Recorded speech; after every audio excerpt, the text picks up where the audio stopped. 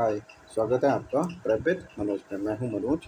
आज हम देखेंगे कि हमारी जो क्लासेस हो गई थी लास्ट में, तो आज हम देखेंगे कोठारी कमीशन से। हमारा कोठारी कमीशन हमारी कहाँ तक क्लासेस हो गई थी, हमने चेक कर लिया था, हमने पढ़ लिया था। हमारा जो महिला शिक्षा पर बनी थी, कौन सी, दुर्गाबाई देशमुख समिति बनी थी, जो कब बनी थी, 1958 में। ठीक है, आज हम देखेंगे आगे की क्लासेस और कोठारी कोर्स। आई होप कोशिश करूँगा कि आज ये वाली यूनिट फिनिश हो जाए, फिर नेक्स्ट यूनिट नेक्स्ट लेक्चर से शुरू करेंगे। ठीक है, देखेंगे हम कोठारी कमीशन में। मैंने आपको बताया था कि जो पहली जो शिक्षा नीति आई थी 1968, वो किसकी अनुशंसा पर आई थी, किसकी, कोठारी आयोग। तो हमारे हमारे पॉइंट ऑफ व्यू से, हमारे एग्जाम पॉइंट ऑफ व्यू से कोठारी कमीशन क्या होता है कि बहुत इंपॉर्टेंट हो जाता है। ठीक है, देखेंगे अब क्या होता है।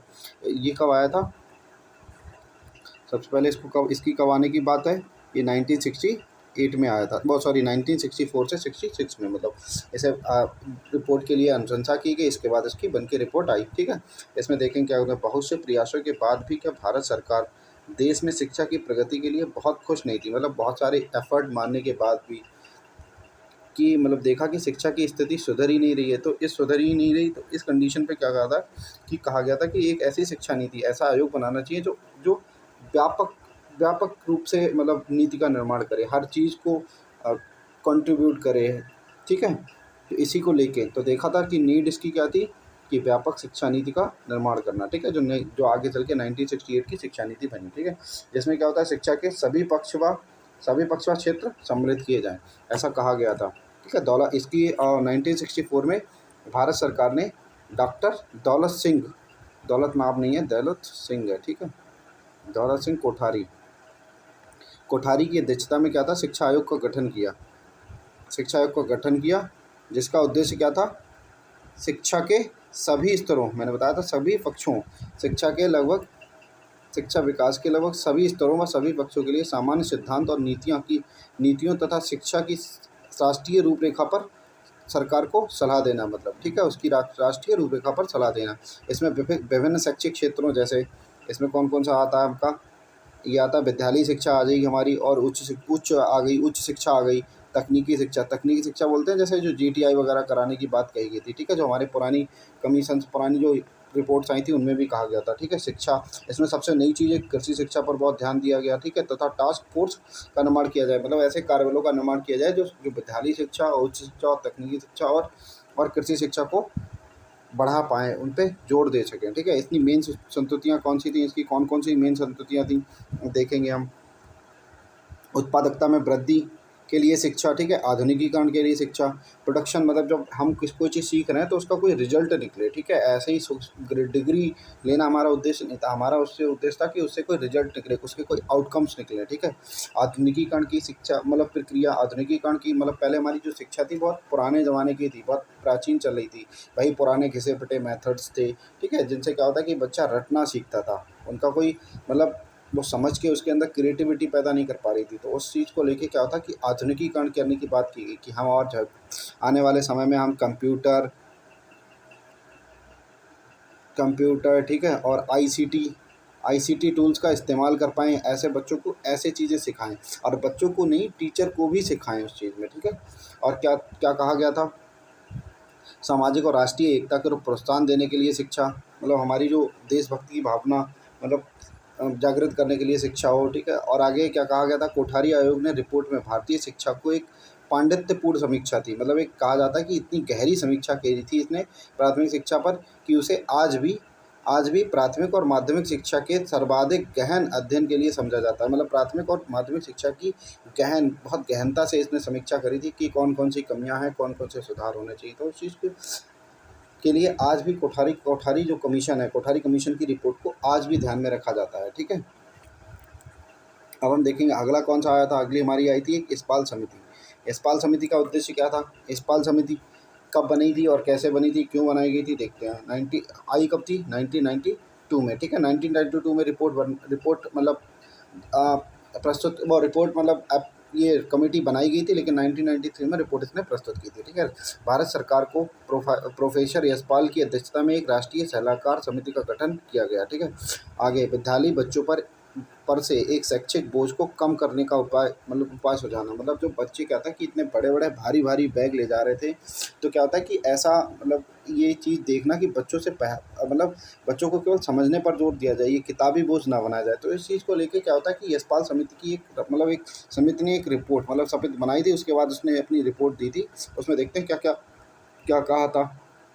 पहली पहली उसने दी थी कि प्रतिदिन विद्यालय में बहुत भारी बस्ता ले जाने की आवश्यकता नहीं है। मतलब इस तो जब भारी बस्ता ले जाने की ज़रूरत नहीं है, मतलब किताबों को उनके सिलेबस से बहुत कम किया जाएगा, बहुत कम वज़न किताबी ज्ञान को बहुत कम किया जाएगा, और जो किताबें ज़रूरत होंगी वो या तो स्कूल में मिलेंगी या कम किताबें ले जानी होंगी। ठीक है, आगे देखते हैं। समिति का विचार था कि प्राथमिक कक्षाओं में बच्चों को गृह कार्य से बोझ के तले नहीं दबाना चाहिए। जो प्राथमिक शिक्षा की मतलब प्राथमिक शिक्षा की प्राइमरी एलिमेंट्री एजुकेशन है, जो प्रारंभिक शिक्षा है, जो बचपन की है, NC-KG, UKG, first, third, first, second, तो यहाँ तक क्या होता है कि बच्चों को केवल समझने पर जोर दिया जाए। उन्हें किताबी मतलब किताबों से किताबें और गृह कार्य नहीं दिया जाएगा। अगर गृह कार्य नहीं देंगे तो बच्चे कॉपी नहीं लेके जाएँगे, कॉपी नहीं लेके तो बच्चों का वज़न ऑब्वियसली है हल्का हो जाएगा। ठीक है, और सुझाव दिया कि प्रारंभिक कक्षाओं में सभी विषयों को पाठ्यचर्या और पाठ्यपुस्तकों की अवधारणा आधारित हो। मतलब जो प्राथमिक शिक्षा के सभी मतलब जो है पाठ्यचर्या ऐसी हो जो केवल कॉन्सेप्चुअल लर्निंग हो, मतलब कि बुकिश लैंग्वेज ना हो। ठीक है, आगे क्या कहा था, 6 और अर्थ में क्या कहा था इन्होंने, 6 और कक्षा 6 से 8 तक के 6 से 8 तक के मतलब इतिहास के सिलेबस में स्वतंत्रता संग्राम तथा स्वतंत्रता प्राप्ति के पश्चात हुए विकास पर बल दिया जाना चाहिए। मतलब इन्होंने क्या था कि जो 6 से अर्थ की जो बच्चे थे उनके सिलेबस में 2 टॉपिक इसने जो उन्होंने जोड़ने की अनुशंसा की थी, ताकि क्या था कि जो कोठारी कमीशन का जो मिशन था कि जो मतलब बच्चों के अंदर राष्ट्रीयता और एकता की भावना उत्पन्न हो सके। तो ये स्वतंत्रता संग्राम जो हमारा 1987 का, ओ सॉरी 1857 का जो स्वतंत्रता संग्राम जोड़ने की बात की गई थी, और उसके पश्चात हुए जो भी उसके बाद के जो भी डेवलपमेंट हुए, जो भी हमारे आंदोलन चले, तो उन सब चीज़ों को विकास पर बल दिया जाए, उन सबको पढ़ने पर बल दिया जाए और उनसे चीज़ें समझनी चाहिए। ठीक है, अब हम देखेंगे और इस रिपोर्ट का क्या नाम था, शिक्षा पर बोझ। ठीक है, इस पर रिपोर्ट का नाम था। अब हम देखेंगे हमारी राष्ट्रीय शिक्षा नीतियाँ कौन कौन सी बनी थी, कब आई थी। ठीक है, अभी तो फिलहाल ये एनआईओएस का जो डॉक्यूमेंट है वो पुराना है, तो अभी न्यू एजुकेशन पॉलिसी तो इसमें शामिल ही नहीं करेगी इसके नए सिलेबस में। ओके, तो हम 2 पढ़ेंगे हमारी कौन कौन सी, 1968 और 1986। 1968 में क्या कहा गया था देखेंगे, ये किसकी संततियों पे आई थी, शिक्षा आयोग। ये शिक्षा आयोग कौन सा, 1966 कौन सा, कोठारी कमीशन।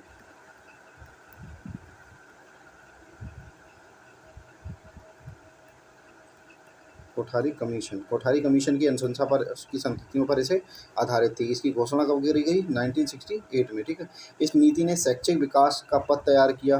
ठीक है, जिसका उद्देश्य था 11 वर्ष तक के बच्चों के लिए, जो 11 वर्ष तक के बच्चों के लिए अनिवार्य शिक्षा के लक्ष्य को पूर्ण करना। ठीक है, पूर्ण करना था। जो 11 वर्ष तक के बच्चों के लिए मतलब जो क्या था कि जो आर्टिकल 45 हमने पढ़ा था, उसमें जो कहा गया था कि 11 वर्ष तक के जो बच्चों के लिए जो अनिवार्य शिक्षा का लक्ष्य रखना था, जो पूर्ण करना था, जो हमारे स्वतंत्रता के पश्चात हमारा रखा गया था, वो अभी तक पूरा नहीं हुआ था, तो उसको पूर्ण करना इसका मेन फोकस था। ठीक है, जो आर्टिकल 45 में बात की गई थी। ठीक है, उन्होंने क्या था, साथ ही शिक्षकों के लिए एक बेहतर प्रशिक्षण का योग्यता प्रदान करने का उद्देश्य उन्होंने रखा था। मतलब जो शिक्षकों के लिए 1968 की जो बात की थी, पहली बार उसने कहा था कि जो हमारे शिक्षक हैं उनको एक बेहतर प्रशिक्षण दिया जाए, ताकि क्या होता है कि जो जब वो प्रशिक्षण प्राप्त करेंगे तो वो बच्चों को भी अच्छा प्रशिक्षण दे पाएंगे, अच्छे से बच्चों को पढ़ा पाएंगे। इसका ये मेन उद्देश्य था। ठीक है, क्वेश्चन पूछा जाता है ऐसी कौन सी शिक्षा नीति है जिसमें पहली बार शिक्षकों के लिए बेहतर प्रशिक्षण की बात की गई थी, तो ये न्यू एजुकेशन पॉलिसी है। ठीक है, इसके इंपॉर्टेंट पॉइंट देखते हैं कौन कौन से, मैंने कंपाइल करके निकाले हैं, बहुत सारा मतलब कंटेंट था उसमें से। ठीक है, देखें सबसे पहली क्या बात थी, निःशुल्क और अनिवार्य शिक्षा, जो स्टार्टिंग से ही चली आ रही है। ठीक है, उसने बात करी थी। इसमें क्या था, अपव्यय और गतिरोध। अपव्यय क्या होता है, अपव्यय बोल सकते हैं ड्रॉप आउट, मतलब ऐसे बच्चे जो एडमिशन तो लेते हैं लेकिन क्या होता है बाद में स्कूल छोड़ देते हैं, अपनी क्लास पूरी किए बिना ही स्कूल छोड़ देते हैं, तो उसको बोलते हैं अपव्यय। और गतिरोध मतलब जो स्टार्टिंग से ही बच्चे एडमिशन ही नहीं लेते, बच्चे स्कूल से ही वंचित रहते हैं। तो ये ऐसी ऐसी चीज़ों को, ऐसी समस्याओं को कम करना। और सब में कहा जाता है कि स्वतंत्रता के पश्चात जो 1968 की एजुकेशन पॉलिसी थी, इससे पहले ये बहुत इसकी रेट बहुत हाई थी। ठीक है, कि मतलब अगर 10 बच्चे स्कूल में एडमिशन ले रहे हैं तो उसमें क्या था, माफ़ी चाहूँगा, उसमें कितने जो 10% अगर 10 बच्चे अगर एडमिशन ले रहे हैं तो उसमें क्या था कि एक ही बच्चा था जो अपनी शिक्षा पूरी करता था, बाकी 9 बच्चे क्या करते थे, ड्रॉप आउट कर देते थे। तो ऐसी समस्या को ड्रॉप आउट कर देते, ऐसी समस्या से सुलझाने के लिए क्या करता था, ये न्यू एजुकेशन पॉलिसी बहुत अच्छी साबित हुई। ठीक है, ये भी सुनिश्चित करना था कि प्रत्येक बालक जो विद्यालय में प्रवेश पाता है निर्धारित है कि अपना पाठ्यक्रम पूरा करे। मतलब जैसे अगर किसी ने क्लास 8 में मतलब एडमिशन लिया, वो क्लास 5th करके ही निकले वहाँ से, और अगले में 6 में अगर उसने एडमिशन लिया तो 8th पूरा करके ही निकले, वो अपनी मिनिमम एजुकेशन अपनी पूरी करे। ठीक है, ये कहा जाता था। और सिचुएशन ऐसी थी कि मतलब भारत बहुत गरीब था, तो जो गरीब तबका था वो क्या करते थे, बच्चे क्या करते थे, एडमिशन तो ले लेते थे, लेकिन बाद में क्या था कि बाद में स्कूल नहीं जाते थे क्योंकि वो मजदूरी करने चले जाते थे। तो ये सब बहुत सारी समस्याएं थी, उन सब समस्याओं को निपटने के लिए इसने बात की गई थी। ठीक है, अध्यापकों की स्थिति तथा शिक्षा का शिक्षा तथा प्रासंगिक मतलब प्रासंगिक उनका मतलब उनकी जो वेतन था। ठीक है, शिक्षा की अध्यापकों की भी स्थिति पे सुधारने की बात की गई थी। इन्होंने शिक्षा तथा प्रासंगिक जो दिया जाता है, वेतन दिया जाता है, तो उनकी ट्रेनिंग, उनकी शिक्षा से मतलब उनकी ट्रेनिंग, उन्हें ट्रेनिंग अच्छी दी जाए और उन्हें वेतन अच्छा दिया जाए, ये भी उसने बात की गई थी।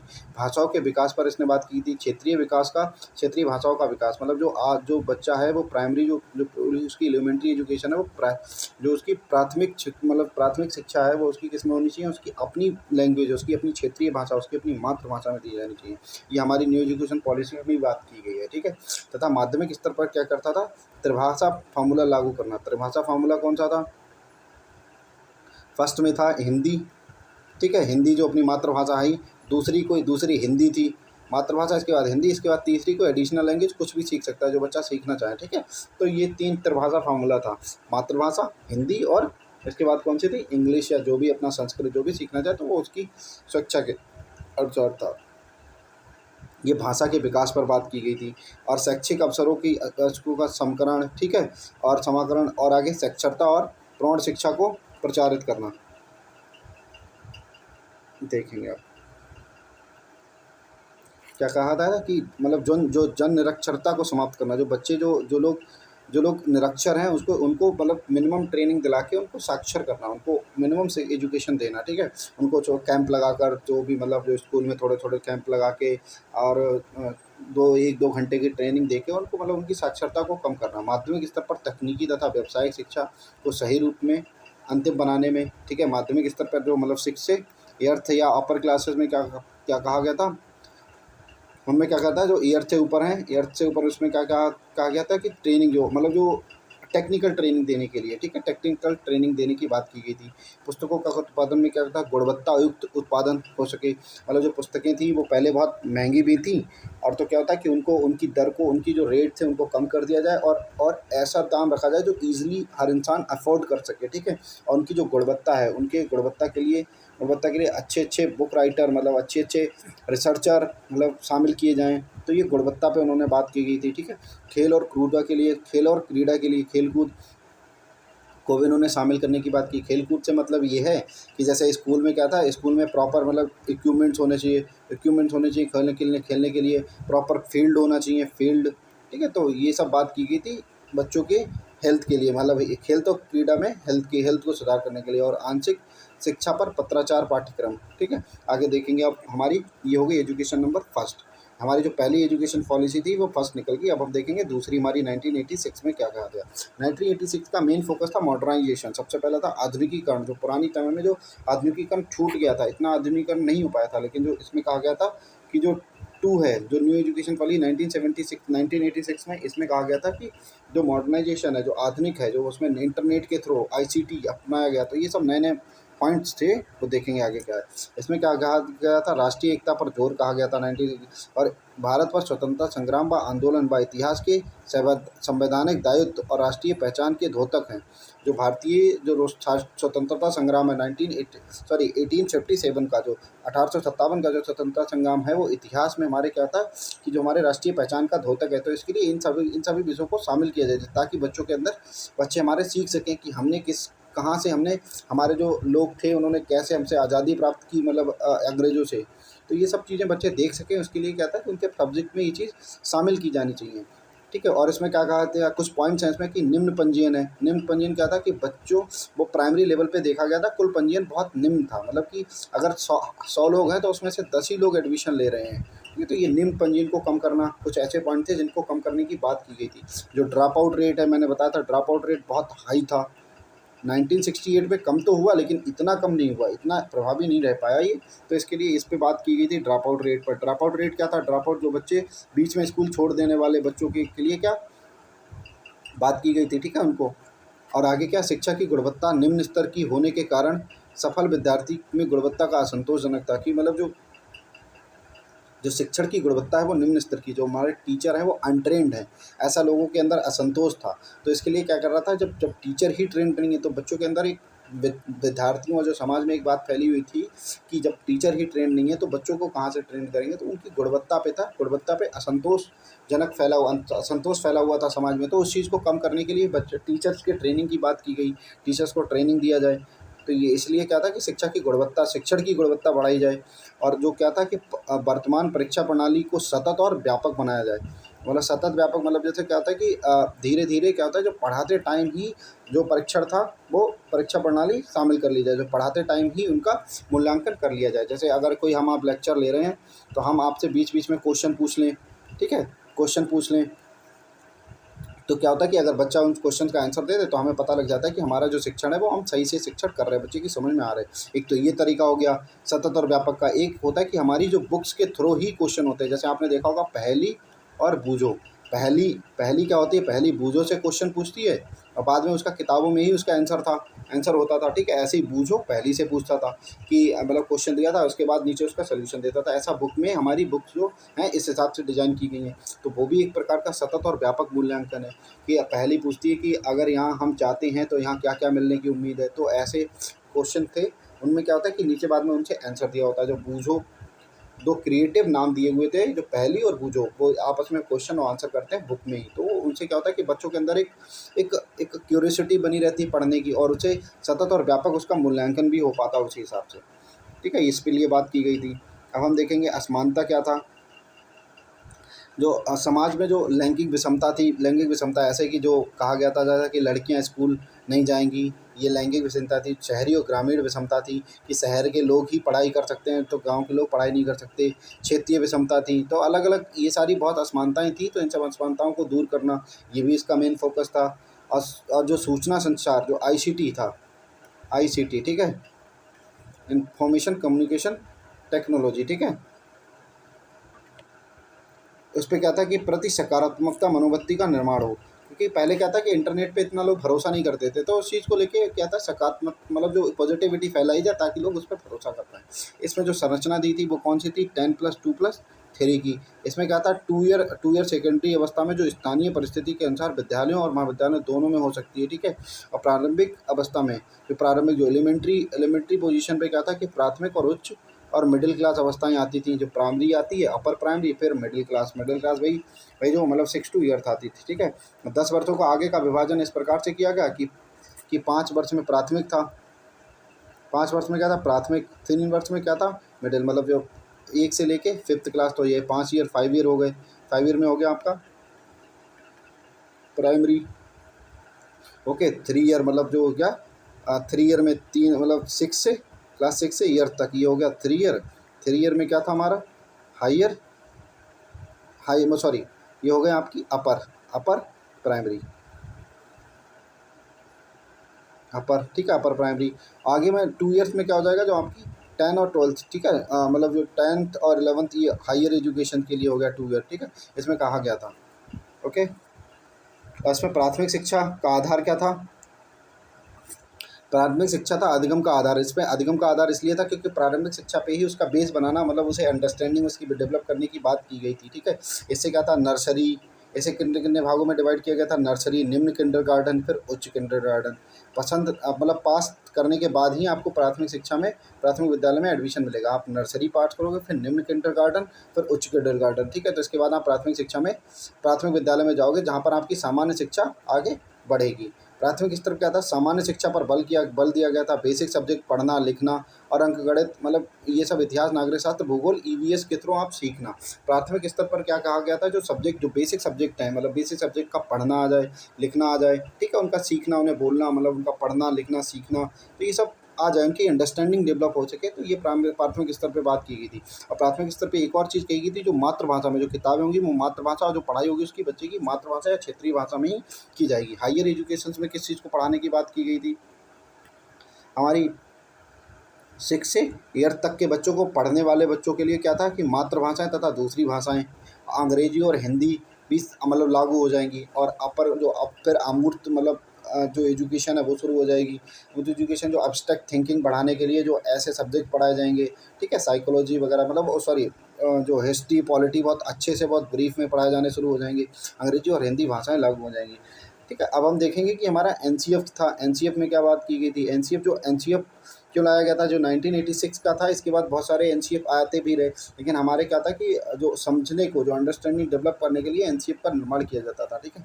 राष्ट्रीय शिक्षा प्रणाली का विकास करने के लिए जो हमारी जो एजुकेशन पॉलिसी 1986 और इसके बाद 1992 में ये डेवलपमेंट में इसको क्या था कि इसका अमेंडमेंट भी किया गया था। कुछ चीज़ें थी इसमें से हटाई गई थी, ठीक है। संसाधन के रूप में राष्ट्रीय शिक्षा पाठ्यचर्या, मतलब असल में क्या था कि जो हमारी जो ये एनआईएस के जो डॉक्यूमेंट है, इसमें जो 1992 की जो अमेंडमेंट की जो न्यू वो एजुकेशन पॉलिसी है, वो मतलब दी नहीं थी, तो हमने उसके पॉइंट को नहीं रखा इसमें, ठीक है। इसलिए हमने एनसीएफ, डायरेक्ट एनसीएफ शुरू कर दिया। अगर आपको इसको प्रॉपर देखना है तो मैं इसकी एक नई वीडियो बना दूंगा, जिसमें हमारे देखेंगे कि 1992 में कौन कौन से हमारे सुधार हुए थे, कौन कौन इसके आचार्य राममूर्ति जो थी वो इसके मतलब हेड थे, जो इसकी कमेटी बनाई गई थी इसके सुधार के लिए। तो हम देखेंगे, वो अलग से उसकी पॉइंट लगा देंगे, क्योंकि हमारे में न्यू एजुकेशन पॉलिसी मैंने अपने चैनल पे पढ़ा दी है। अगर आप लोग देखना चाहें तो उसमें चैनल पे जाके देख सकते हैं। अब हम उसके बाद में 1986 की, उसमें जो ब्रीफ में उसको पढ़ाएंगे पॉइंट टू पॉइंट, और इसके बाद 1968 की पढ़ाएंगे, ठीक है। आप लोग देख सकते हैं अगर देखना चाहें तो। अभी न्यू एजुकेशन पॉलिसी उसमें कंप्लीट हो चुकी है 2020 की, बाकी अब शुरू हो जाएगी। अभी फिलहाल एनओएस के पॉइंट में जो हमारा एनओएस के डॉक्यूमेंट था वह मैंने वही नोट किया है, वही उसका समरी निकाल के रखी है। अब हम देखेंगे एनसीएफ में क्या बात कही गई थी। एनसीएफ में राष्ट्रीय शिक्षा प्रणाली के विकास के लिए जो मतलब जो हमारी जो नेशनल एजुकेशन जो सिस्टम है उसको डेवलपमेंट करने के लिए क्या था कि साधन के रूप में मतलब राष्ट्रीय जो थी पाठ्यचर्या रूपरेखा प्रस्तावित की गई थी। मतलब इसको जो भी इसमें अनुशंसाएं दी गई थी उनको प्रॉपर रूप से पूरा करने के लिए, उनको लागू करने के लिए बात की गई थी। जो प्रोग्राम ऑफ एक्शन 14 वर्ष तक के बच्चों के सार्वत्रिक नामांकन, मतलब सार्वत्रिक लगभग टारगेट रखा कि लगभग सभी बच्चों का नामांकन किया जा सके, ठीक है, उसको दिया जा सके, उसके सार्थक सुधार को लाने के उद्देश्य से नेशनल करिकुलम फ्रेमवर्क लाया गया था, ठीक है। इसका निर्माण कब किया गया था, इसका निर्माण किया गया था 1993 में। 1993 की जो रिपोर्ट थी, प्रकाशित रिपोर्ट थी लर्निंग विदाउट बर्डन, जो मैंने बताया था यशपाल समिति ने दी थी, ये वही रिपोर्ट है, ठीक है। ये वही रिपोर्ट है जो यशपाल समिति ने दी थी, कौन सी, लर्निंग विदाउट बर्डन, बिना बोझ के शिक्षा, ठीक है। न्यू एजुकेशन पॉलिसी की पर्याप्त सहायता ली गई। इसमें जो इन दोनों कॉन्सेप्ट से, इन दोनों डॉक्यूमेंट से जो एनसीएफ बनाने के लिए बहुत सारे पॉइंट्स लिए गए हैं, ठीक है। इसमें एनसीएफ में सबसे मेन पॉइंट है कि 4 निर्देशक सिद्धांत। क्वेश्चन आता है कि कौन से निर्देशक सिद्धांत है, तो ये निर्देशक शायद मोस्टली इन्हीं से क्वेश्चन आता है कि कौन कौन से 4 प्रमुख निर्देशक सिद्धांत है। पहला है विद्यालय के बाहर के ज्ञान की संबद्ध करना, ठीक है, और सुनिश्चित करना कि अध्येता और रटंत विद्या से दूर रहे। पहला पॉइंट क्या था कि जो विद्यालय के बाहर के ज्ञान से संबद्ध करना। अगर हम कोई चीज़ कॉन्सेप्ट अगर स्कूल में पढ़ा रहे हैं तो उसको क्या करता है, हमारे एटमॉस्फेयर, बाहर के एटमॉस्फेयर पे उनको लिंक कर देना। जैसे हम पत्तियों को कॉन्सेप्ट पढ़ा रहे हैं तो हम बाहर की जो प्लांट्स हैं, अलग अलग प्लांट्स जो होंगे बाहर में तो लगे हुए, तो उससे क्या होता है उनकी पत्तियों को, उनके पत्ती के कॉन्सेप्ट से उनको जोड़ देना, ठीक है। वैसे ही सुनिश्चित करना कि अध्येता रटंत विधियों से दूर रहे, मतलब उनको कॉन्सेप्चुअल करके पढ़ाना है। ऐसा नहीं उनको रटा देना कि एक पेड़ की मतलब पत्तियाँ ऐसी होती हैं, ऐसा नहीं, उनको दिखा के, प्रैक्टिकल करा के, उनको बाहर प्रांगण में ले जाके उनको दिखा के कि कौन कौन से आप छांट दिए, सब पत्तियों को इकट्ठा करा के देखना कि मतलब कि कौन कौन से। तो इससे क्या होता है कि बच्चों के अंदर अंडरस्टैंडिंग डेवलप होगी, उनकी रटंत विधियों से उन्हें दूर रखा जाएगा। पाठचर्या में ये भी इस प्रकार का संबंधित करना कि ये बच्चे पास्ट पुस्तकों से आगे जा सकें। मतलब ये केवल ऐसा ही नहीं कि पास्ट पुस्तकों में जो कॉन्सेप्ट हैं उन्हीं को देख सकें, लेकिन उनके बाहर भी आउट ऑफ बॉक्स उनकी थिंकिंग डेवलप हो सके, ये भी उसने बात की गई थी, ठीक है। तीसरा क्या था, परीक्षाओं का लचीलापन, मतलब फ्लेक्सिबल करना एग्ज़ाम को। ऐसा नहीं है कि साल के बाद में आप पूरी किताब आप पढ़ाई, इसके बाद साल के बाद में अंत में क्या होता है कि एक बड़ा सा पेपर दे के बच्चों का एग्ज़ाम करा लिया जाए, ऐसा नहीं।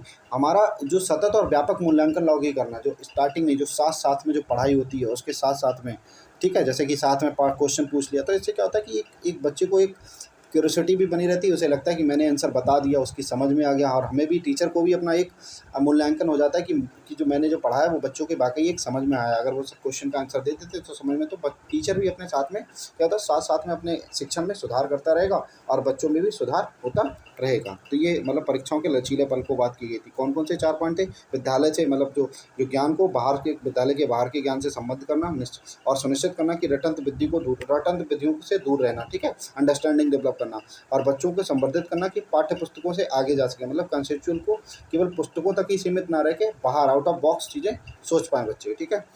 और एग्ज़ाम को लचीला बनाना, फ्लेक्सिबल कर देना, ठीक है, ये बात कही गई थी। और एनसीएफ में और भी पॉइंट्स हैं जो हम देखते हैं कि कौन कौन से पॉइंट हैं।